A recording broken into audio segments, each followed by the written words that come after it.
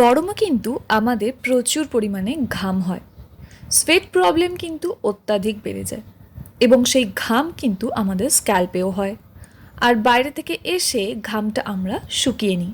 সবসময় কিন্তু শ্যাম্পু করে স্নান করা আমাদের পক্ষে সম্ভব হয়ে ওঠে না, আর ওই ঘাম মাথার মধ্যেই রয়ে যায়, যার ফলে আমাদের কিন্তু স্টিকি ড্যান্ড্রফের সমস্যা হয়।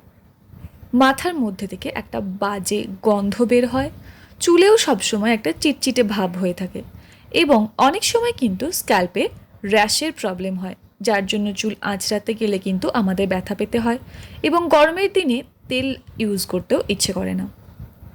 তো চিন্তা করার কিছু নেই, আজকে আমি এই সমস্যার সমাধান নিয়ে হাজির হয়ে গেছি আপনাদের কাছে।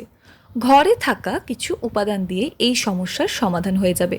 তার জন্য আমরা আজকে তৈরি করে নেব একটা হেয়ার স্প্রে। তো এই হেয়ার স্প্রেটা বানানোর জন্য আমরা প্রথমে একটা প্যানের মধ্যে কিছুটা পরিমাণ জল নিয়ে নিচ্ছি। আমি এখানে রেডি করছি মোটামুটি 1 সপ্তাহের জন্য, তাই আমি 1 কাপ থেকে 1.5 কাপ মতো জল নিচ্ছি। আপনারা আপনাদের অ্যাকর্ডিং নিয়ে নেবেন জল।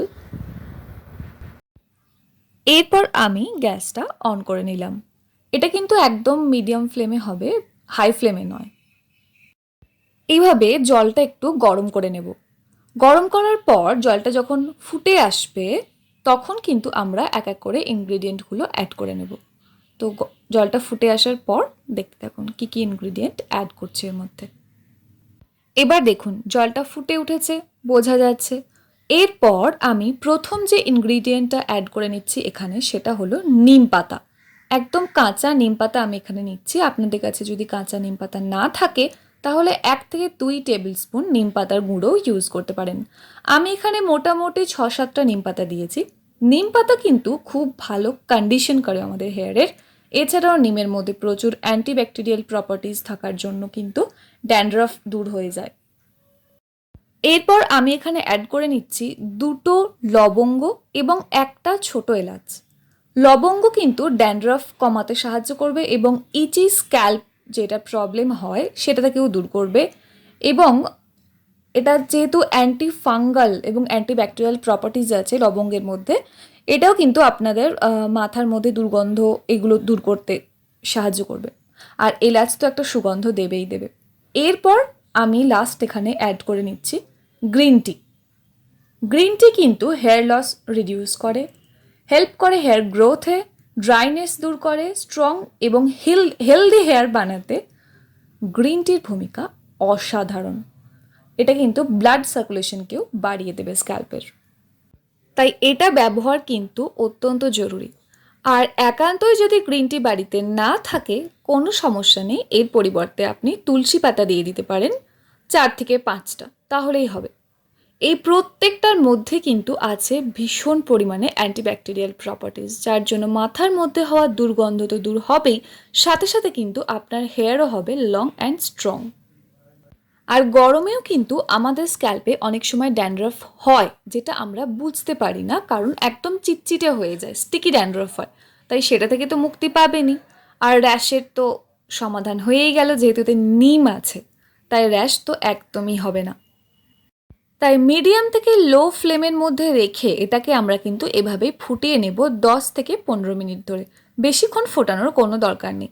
আর হ্যাঁ, অবশ্যই কিন্তু মাঝে মাঝে এটাকে নাড়াচাড়া করতে হবে।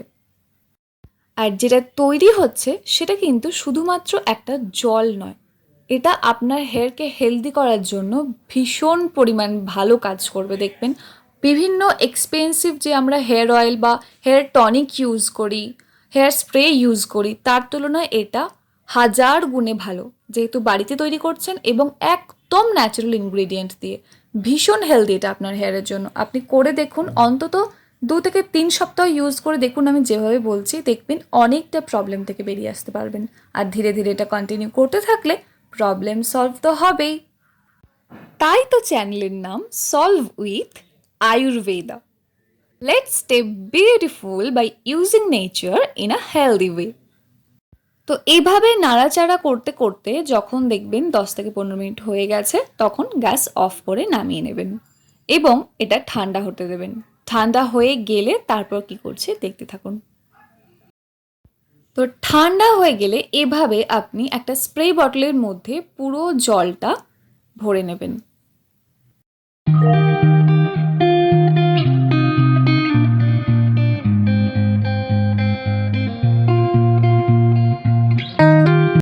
তো ব্যাস, তৈরি হয়ে গেল সামার হেয়ার স্প্রে। দেখলেন তো কত সহজেই সমস্যার সমাধান হয়ে গেল। আমরা কিন্তু এটা একদিন ছাড়া ছাড়া ইউজ করব স্ক্যাল্পে, ভালো করে অ্যাপ্লাই করে নেব। তবে শুধুমাত্র কিন্তু স্ক্যাল্পে, পুরো চুলে ইউজ করার কোনো দরকার নেই। আর এটা বানিয়ে 1 সপ্তাহ মতো ফ্রিজের মধ্যে ব্যবহার করতে পারবেন। তবে একটা কথা আমরা ভুলে যাই যে তেল কিন্তু চুলের খাদ্য, তাই সপ্তাহে অন্তত 2 দিন তেল ইউজ করতেই হবে। এটা কিন্তু মাথায় রাখতে হবে। তার সাথে সাথে এভরি অল্টারনেটিভ ডেতে আমরা ইউজ করে নেব এই হেয়ার স্প্রেটা। আর এখানে যে যেটা তৈরি হলো, এটা কিন্তু ফেলে দেওয়ার কোনো দরকার নেই। এটা একটা ভালো করে পেস্ট বানিয়ে নিয়ে টক দইয়ের সাথে মিশিয়ে আপনি কিন্তু হেয়ার প্যাক হিসেবে ইউজ করে নিতে পারেন। তাই ওয়েস্ট করার কোনো প্রয়োজন নেই। আর এই হেয়ার স্প্রেটা আমরা অ্যাপ্লাই করে নেব স্নানের পর ভিজে স্ক্যাল্পে ফর বেস্ট রেজাল্ট। আর না হলে স্নানের আধ ঘন্টা আগেও করতে পারেন। এটার পর আর শ্যাম্পু করার কোনো দরকার হবে না, কারণ এটা আপনার স্ক্যাল্পকে একদমই অয়েলি করবে না। এরকমই অনেক সুন্দর সুন্দর ভিডিও আমি নিয়ে আসতে চলেছি, তাই please subscribe to my channel to see more beneficial video like this. আর একটু ইনফরমেশন যদি আপনি গেইন করতে পারেন আমার ভিডিও থেকে, অবশ্যই ভিডিওটা লাইক করবেন। And finally, thank you for watching this video.